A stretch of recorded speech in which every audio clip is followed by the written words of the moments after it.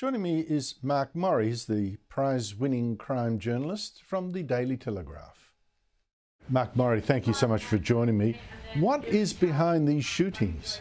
Well, the root of it all is drugs. It's cocaine mainly that gets enormous profits for criminals here in Sydney and probably the rest of Australia.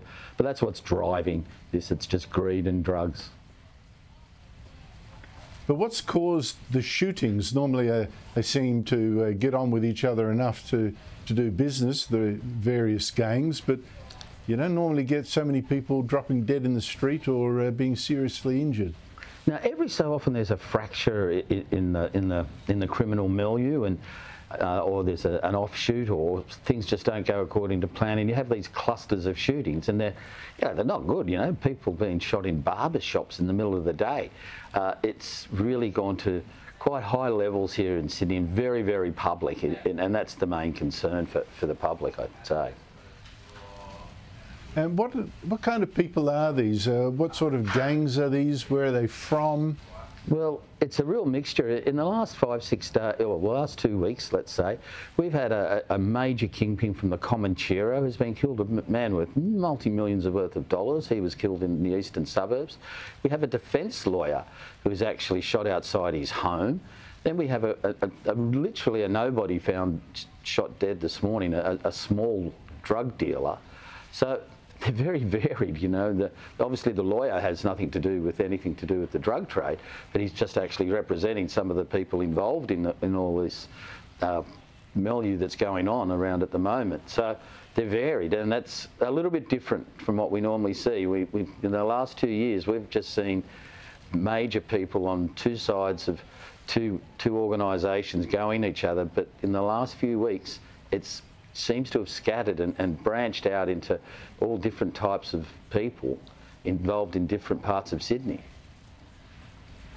Well, looking at the names of some of the people shot, leaving the lawyer aside, of course, and the Yes. two innocent people, you look at it thinking, well, the Middle Eastern crime unit of the New South Wales Police was abolished 6 years ago.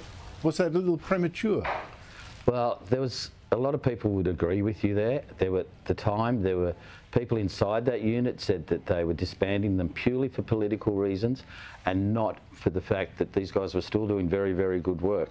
The argument they're saying now is that these crime groups are multi-transnational, but I see, you know, a lot of people are saying, well, it's centred around Middle Eastern organised crime families, and that is a fact. Now, the fact that they're doing business with Asian crime families, with bikies. In the day, we had an Asian crime gang squad, we had a bikie squad. So they've now brought them all under the one roof. Now, whether that's a good thing and whether it's working, I don't know. That's what a few people are disputing now as we see what's going on, particularly in that world that we're talking about, the Middle Eastern organised crime families. Well, on that point, Mark Morri, you raised, you know, what's going, you know, are they in control, all that sort of thing.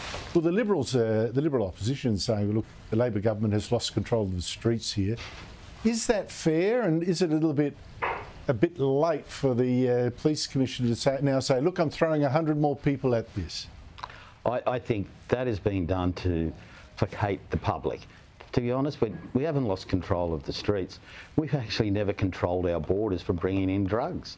It's a national problem. You've got problems in Melbourne. You've got people being shot in Perth and in Brisbane, and it's because of the drug trade. Now, we don't make the drugs in Australia. These drugs come from overseas, and the shootings and the violence that we see in the majority of cases are because of drug money and the profits that come from them. So isn't it time that everybody got together, instead of just saying, well, Sydney's got a big problem, Melbourne's got a problem, and Brisbane's got... Get together and say, let's stop the drugs from coming in here, and then maybe we'll see a reduction in some of the street crime that we're seeing now all around the country. Hey, that's a very good point, seeing that I'm not that far from what's now the drug-using capital of Australia, Melbourne. Thank you so much indeed for your time, Mark Morri. Thank you, Andrew.